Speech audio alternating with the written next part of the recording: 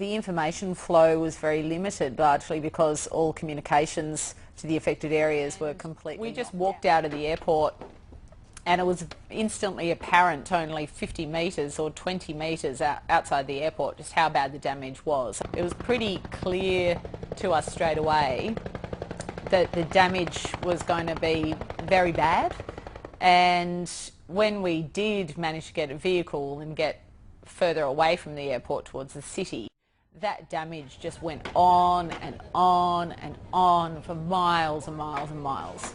Also in the city itself, everything near the foreshore was virtually flattened, or if not flattened, just so extensively damaged that it would virtually have to be bulldozed. Help had got through there at all, so we literally arrived there to village after village of smashed buildings and again just piles of debris and bodies everywhere, and no one had any help.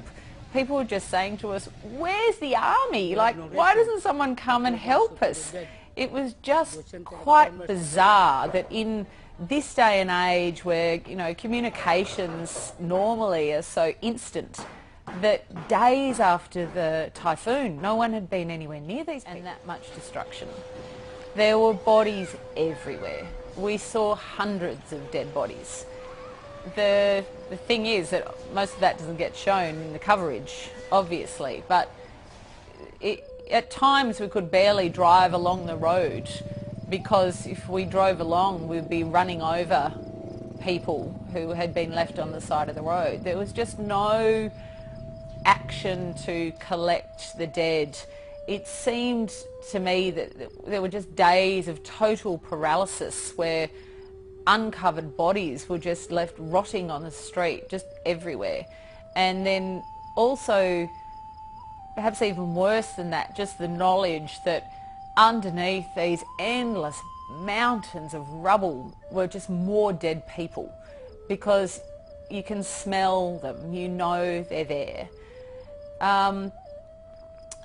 I don't think David or I are in any way squeamish, so being confronted by seeing the bodies, you almost get weirdly desensitised to that quite quickly.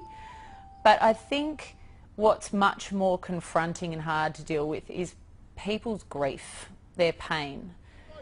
You know, people who've not only lost their house and everything they own, but they can't find their mother, they can't find their father, they've lost their baby, and they're still living in this disaster zone trying to survive while they're grieving. They've had no help. I could barely count life.